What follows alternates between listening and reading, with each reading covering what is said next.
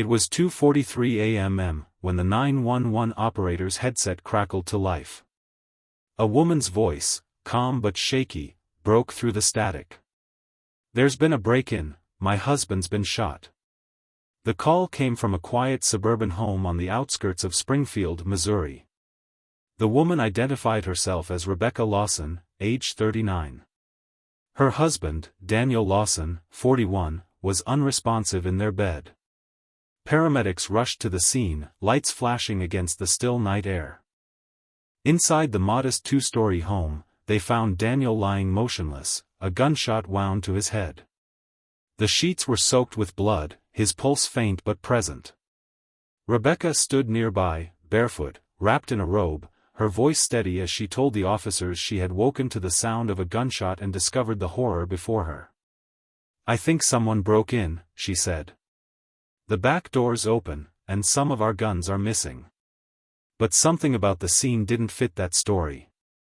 Detective Aaron Miles, who arrived minutes later, took in the surroundings with a practiced eye. There was no sign of forced entry. The gun cabinet in the hallway stood open, but its glass door wasn't shattered, it had been unlocked. Outside, several firearms were stacked neatly beside the patio steps, as if someone had carefully placed them there rather than stolen them in a hurry.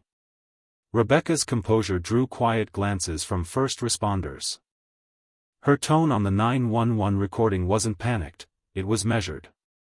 She hadn't attempted CPR, claiming she didn't want to make things worse. And on the kitchen counter sat a cup of half-drunk tea, still warm. Daniel was airlifted to a trauma center. He clung to life for 2 days before doctors pronounced him brain dead. His family gathered at the hospital as machines hummed softly. When they finally agreed to remove life support, Rebecca stood by the bed, her expression unreadable. Detective Miles began to dig deeper. Daniel Lawson was a respected mechanic, known for his honesty and easy laughter. He loved fishing, barbecue weekends, and his 3 children, ages 9 to 14. By all accounts, he was a devoted father. But behind the family's neat facade lay tension, financial stress, unpaid bills, and a recent insurance policy worth nearly $500,000, naming Rebecca as the sole beneficiary. The so-called break-in had left no trace. The alarm system hadn't been triggered. Footprints around the house matched Rebecca's shoes. And when the forensic team processed the trash bin in the garage, they found something chilling, a pair of latex gloves dusted with gunshot residue, speckled with Daniel's blood, and inside one glove, a single .22 caliber casing. Rebecca swore she had no idea how they got there. She said she sometimes wore gloves to clean. But the gloves told another story, one the investigators would soon unravel piece by piece. And as suspicion turned inward, a quiet question began to echo through the police department: had Rebecca Lawson staged her husband's murder, and tried to disguise it as a burglary gone wrong?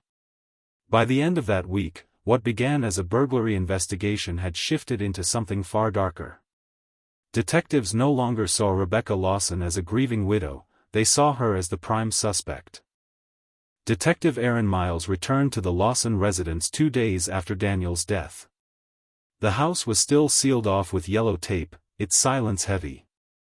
Inside, she walked slowly through each room, replaying the details of the supposed break-in.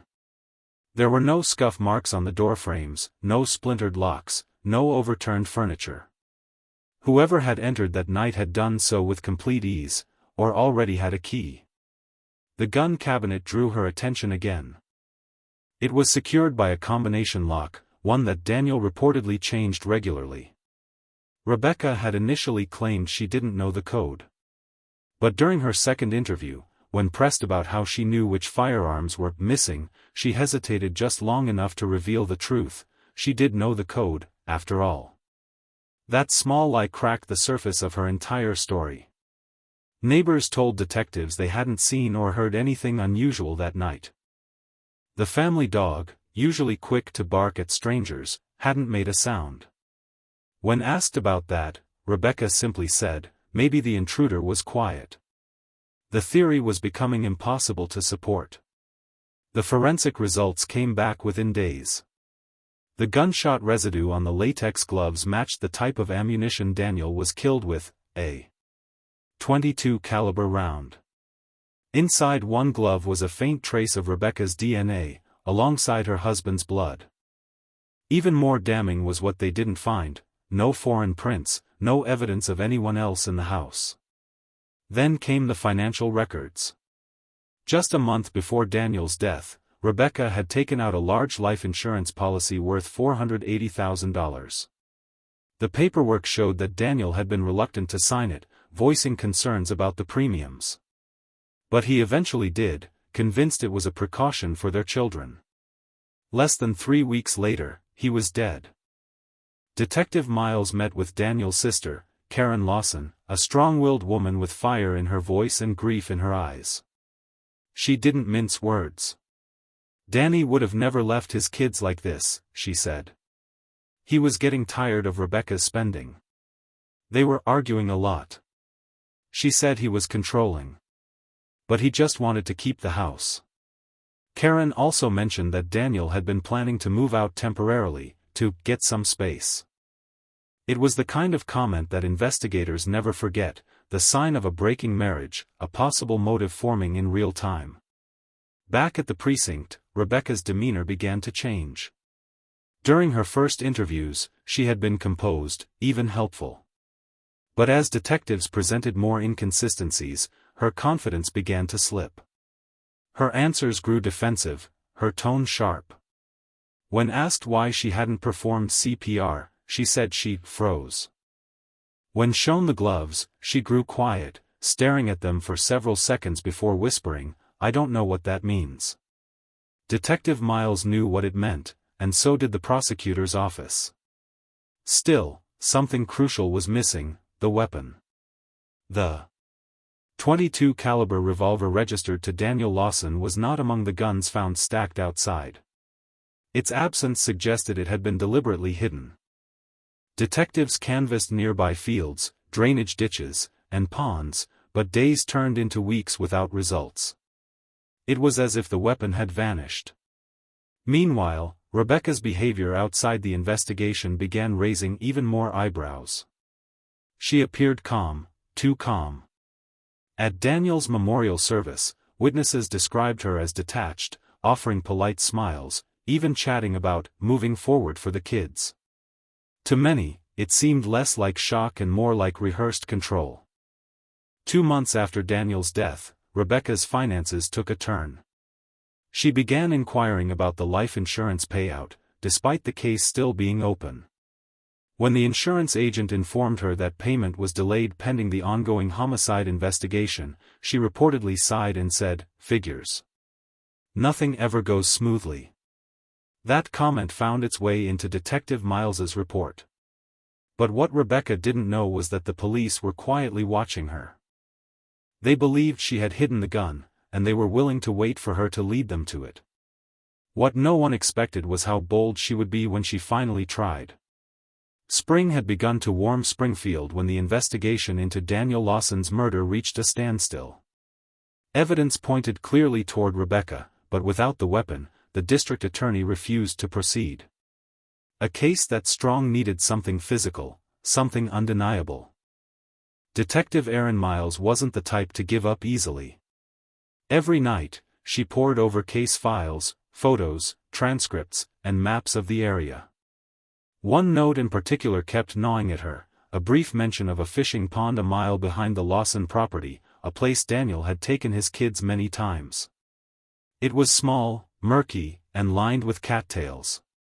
Could that be where Rebecca disposed of the gun?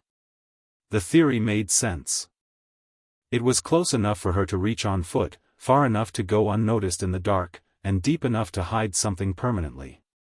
To test the idea, Miles obtained surveillance footage from nearby traffic and home security cameras. At 3:17 a.m., less than an hour after Rebecca's 911 call, a motion-activated camera from a neighboring property caught a flicker of movement, a figure walking down the back fence line toward the pond, a flashlight bobbing faintly in hand. The footage was grainy and unclear, but the silhouette was consistent with Rebecca's height and build. That was all Miles needed to move forward. She organized a search with the county dive team. The day was overcast when they arrived at the pond, its surface dull and still. Officers marked off the area with tape as curious neighbors gathered behind the fence line. One diver descended beneath the muddy water, scanning the bottom inch by inch. 20 minutes later, he surfaced, holding a black plastic bag. Inside was a waterlogged revolver, a .22 caliber handgun, rusted but unmistakable. When the gun was sent to the lab, the results were damning. The serial number matched Daniel Lawson's missing firearm. Inside the barrel were traces of human blood consistent with his DNA. It was the smoking gun, literally and figuratively. Detective Miles decided to hold back the discovery from the public, hoping Rebecca might reveal even more incriminating behavior. That opportunity came sooner than anyone anticipated. 2 days after the recovery, an undercover surveillance unit set up near the Lawson residence noticed something strange. Late at night, Rebecca was seen leaving her house wearing waders, the same kind Daniel used for fishing. She carried a flashlight and walked toward the pond. The detectives followed quietly, filming her every move from a distance. Rebecca stopped at the water's edge, shining her light directly on the spot where divers had found the gun. She crouched, as if searching. Her gloved hands brushed through the grass and mud before she stood up and scanned the water again. Detective Miles watched through binoculars from her unmarked car, her pulse steady. It was the break she had been waiting for. The footage captured Rebecca returning to the exact site where the murder weapon had been recovered, proof she knew it was there. At sunrise the next morning, officers executed a search warrant on the Lawson home. Rebecca, startled and disheveled, was led to the kitchen table where Detective Miles laid out the photos, the gloves, the residue, the insurance documents, and finally, the pond footage. For the first time, Rebecca's composure faltered. Her lips trembled, her voice a whisper. I wanted to know if it was still there," she murmured. That statement, recorded on body camera, was as close to a confession as Miles needed. Rebecca Lawson was arrested and charged with first-degree murder. When news of her arrest spread, Springfield reeled. Neighbors who had once brought her casseroles now crossed the street to avoid her. Daniel's family attended the press briefing, tears in their eyes, holding a photo of him smiling beside his children. Detective Miles ended the announcement with measured words: "Justice for Daniel Lawson took patience and persistence. But the truth has a way of surfacing, no matter how deep it's buried." Yet, as the case moved toward trial, Rebecca's story was far from over.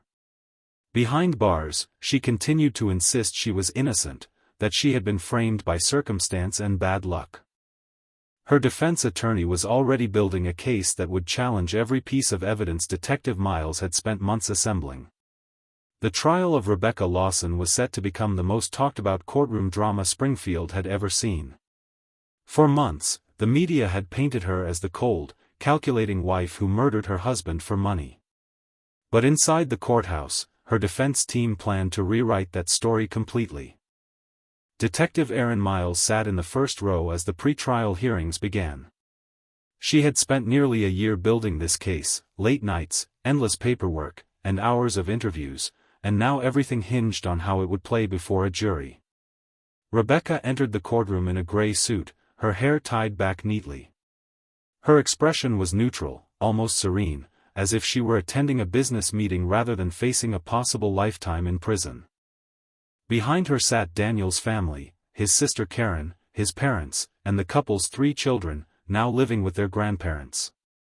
The youngest, just 9 years old, clung to his grandmother's hand, confused but aware that his world would never be the same.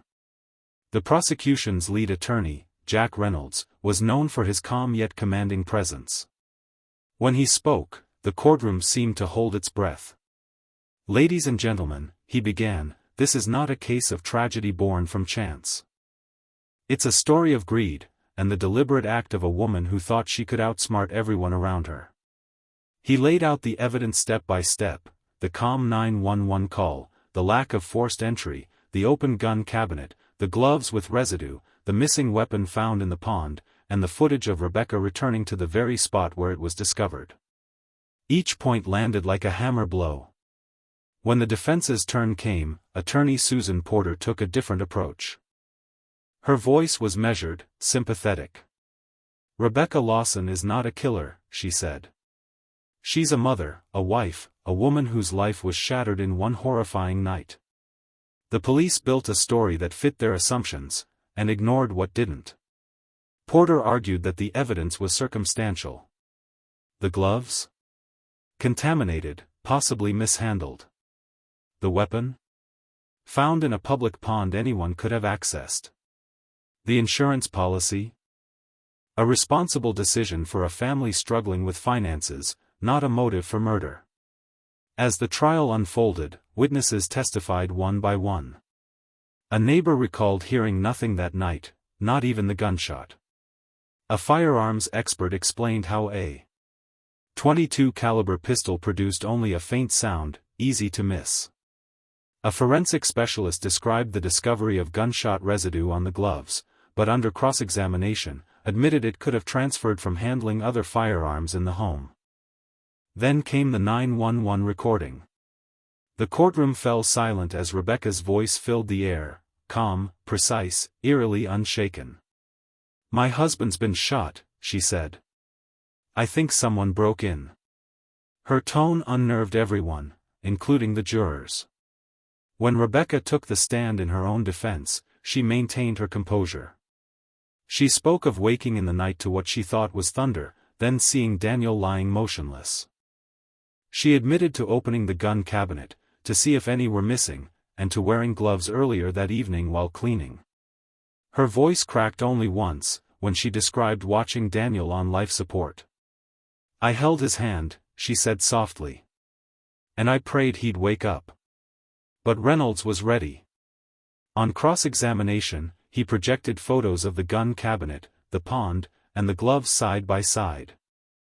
"You want this jury to believe that a burglar came into your home, didn't disturb a thing, left several guns stacked neatly outside, and shot your husband with his own weapon, which somehow ended up in a pond behind your house?"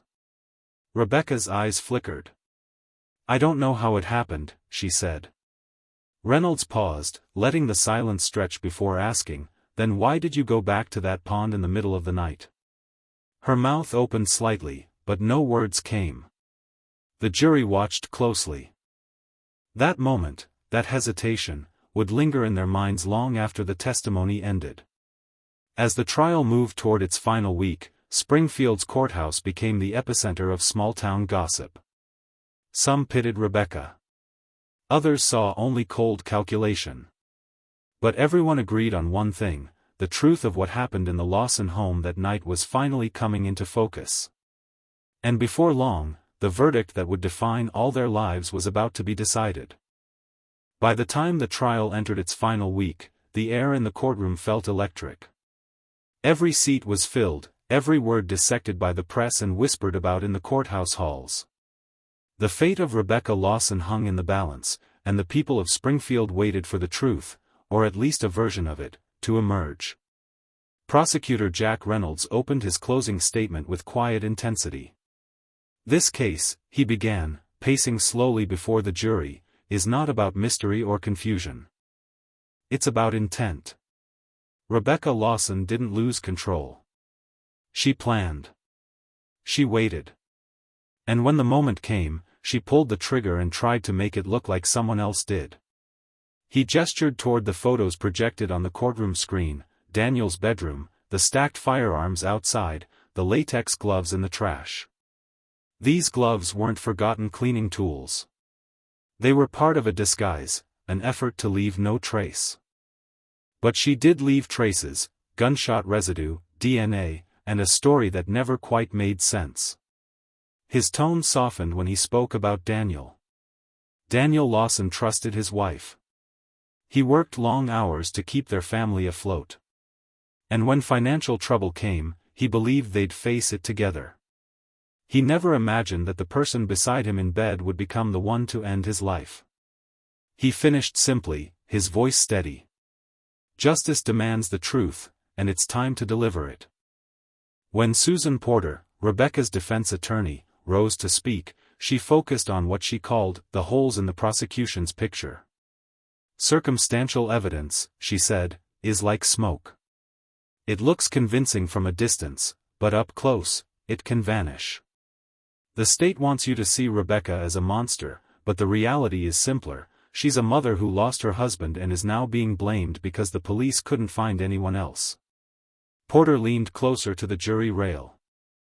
Ask yourselves, where is the witness who saw her pull the trigger? Where's the proof she fired that gun? There isn't any. Only assumptions built on tragedy. Rebecca sat motionless throughout, her hands clasped tightly in her lap. When her attorney returned to her seat, Rebecca leaned in and whispered something, her lips barely moving. No one could hear her words.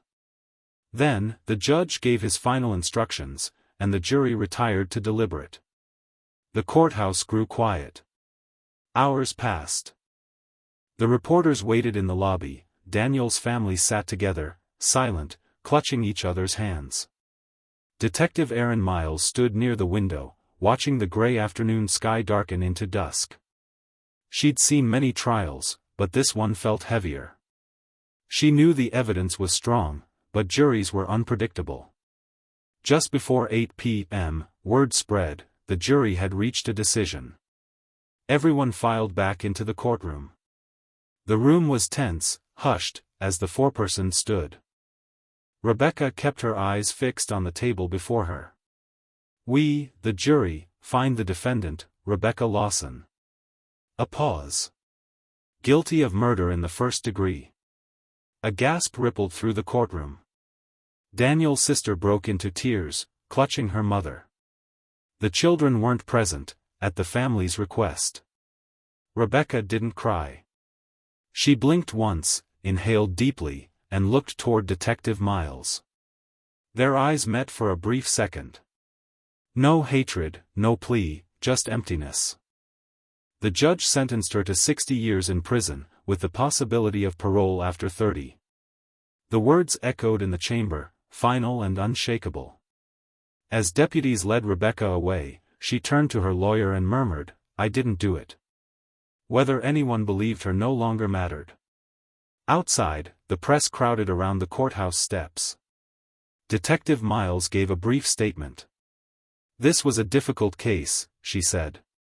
But tonight, Daniel Lawson's family can begin to heal. Yet as she spoke, she couldn't shake a feeling she'd had since the beginning, that somewhere behind Rebecca's quiet eyes, a secret still lingered. The trial had ended, but the echoes of that night were far from over.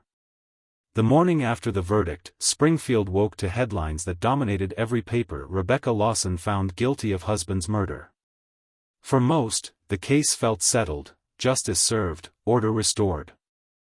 But for those closest to Daniel and Rebecca, the trial's end was only the beginning of another kind of reckoning. Daniel's sister, Karen Lawson, became the children's legal guardian.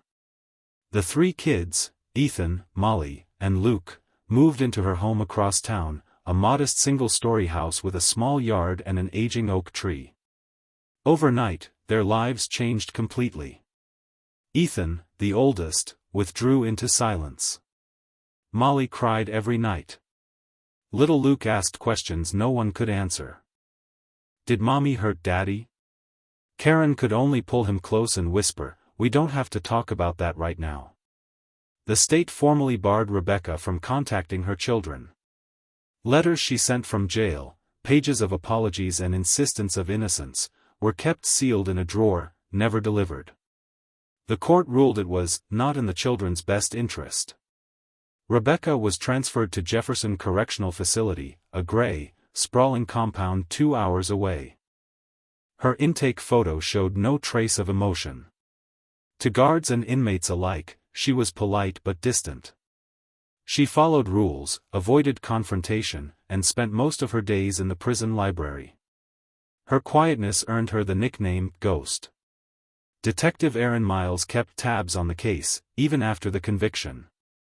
Part of her wanted closure, to know that justice had truly been done. But something about Rebecca's calm refusal to confess gnawed at her. In 20 years on the force, she had seen every kind of denial, fear, guilt, anger, but Rebecca's stillness was different. It wasn't defiance, it was something quieter, almost like resignation. A month after the sentencing, Aaron received a letter at the precinct. It was from Rebecca. "Detective Miles, you believe I'm guilty, and maybe you always will. But the truth is buried with the one person who could prove otherwise. I didn't kill Daniel. I went to that pond because I thought someone else had. Someone who knew things only Daniel and I should have known. You'll never believe me, but one day, you'll see. R.L."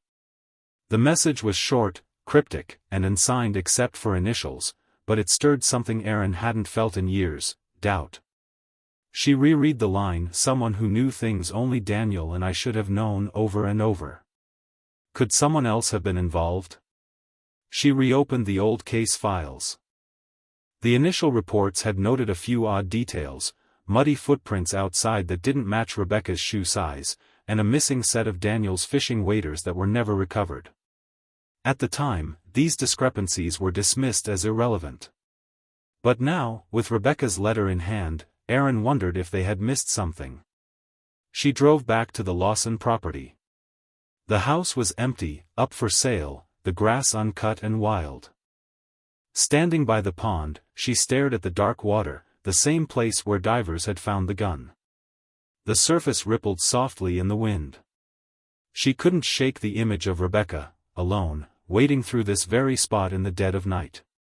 Aaron crouched near the waterline and noticed something faint beneath the mud, a half-rusted metal latch. She pulled gently until a small tackle box came free.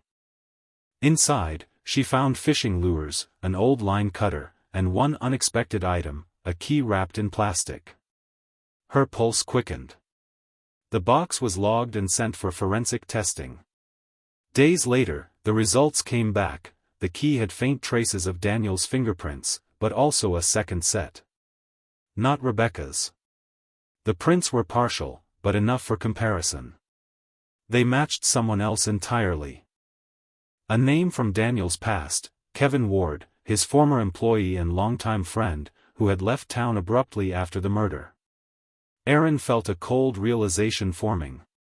Maybe Rebecca had told the truth after all, or at least, part of it.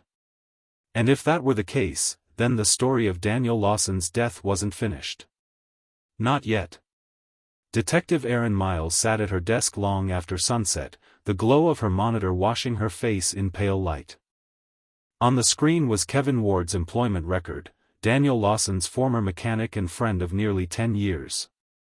He had left town just a week after Daniel's death, claiming to be starting fresh in Oklahoma. No one thought twice about it back then.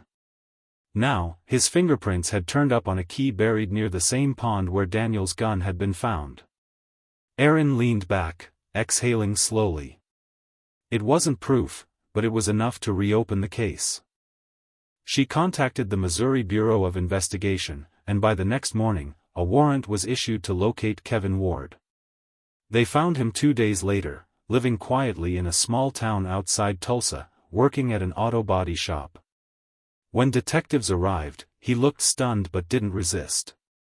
In his modest apartment, officers found several old photos of Daniel and Kevin from their shop days, and tucked in a drawer, a single torn envelope addressed to Rebecca. Inside was a brief note, faded from time. "You're not the only one who lost something. I'm sorry." It was unsigned. When questioned, Kevin initially denied everything. "I don't know how my prints got on that key," he said. But as hours passed, his story began to fray. He admitted he'd visited the Lawson home that night, claiming Daniel had asked to meet privately to settle a business matter. That meeting, he said, got out of hand. According to Kevin's statement, Daniel had accused him of stealing from their garage business. A shouting match turned into a physical fight. Kevin claimed the gun went off accidentally when Daniel grabbed it first. "I panicked," Kevin said. "I didn't mean to kill him. Rebecca didn't know. I swear she didn't. He described dumping the gun in the pond and sneaking out through the back door, knowing Rebecca was asleep upstairs. The carefully stacked rifles outside? His failed attempt to make it look like a break-in, buying time before anyone connected him to the scene. When asked why he never came forward, Kevin lowered his head. She thought I did it, he whispered. She called me the next day, asked if I'd seen Daniel. I couldn't tell her. I knew what it would do to her, and to the kids. His confession sent shockwaves through the department. Within days, prosecutors reopened the case. Rebecca Lawson's conviction was vacated pending review, and she was transferred from Jefferson Correctional to a county facility to await a retrial. For the first time in 2 years, she stood before the judge not as a convicted murderer, but as a woman with a chance at redemption. The courtroom was packed again, reporters, family members, and townspeople who had followed every chapter of the saga. Detective Miles sat quietly near the back, hands folded, watching Rebecca enter in a plain jumpsuit. She looked thinner, paler, but her eyes were clear. Kevin Ward pled guilty to second-degree murder in exchange for full cooperation and a detailed account of that night. His sentence, 30 years. When Rebecca was released later that year, the world outside had changed. The Lawson home was sold, her children still under Karen's care, too young to understand how justice could twist and turn like this. She tried to reach out, but Karen refused her calls, not out of cruelty, but confusion. The wounds were still too raw. Detective Miles met Rebecca one final time at a quiet diner off the highway. They sat across from each other, the hum of soft music filling the silence. "You were right," Aaron said. "You didn't kill him." Rebecca's voice was barely a whisper. "I stopped trying to convince people a long time ago." She looked out the window, eyes reflecting the gray light of dawn. "But thank you, for finding the truth." Aaron nodded. "You could have told me about Kevin." Rebecca gave a faint, tired smile. "Would you have believed me?" They both knew the answer. Months later, Rebecca moved to another state under a new name, trying to rebuild a life from the ruins. Kevin remained in prison, his confession recorded and sealed in court archives. Daniel's family continued raising the children, choosing peace over reopening old pain. Springfield slowly returned to its routines, though whispers of the Lawson case still floated through coffee shops and barbershops, a story of betrayal, loss, and the long road to truth. For Detective Aaron Miles, the case became a quiet reminder of something she'd never forget. Justice isn't always about who gets punished first. Sometimes, it's about who has the strength to keep digging, until the real story surfaces.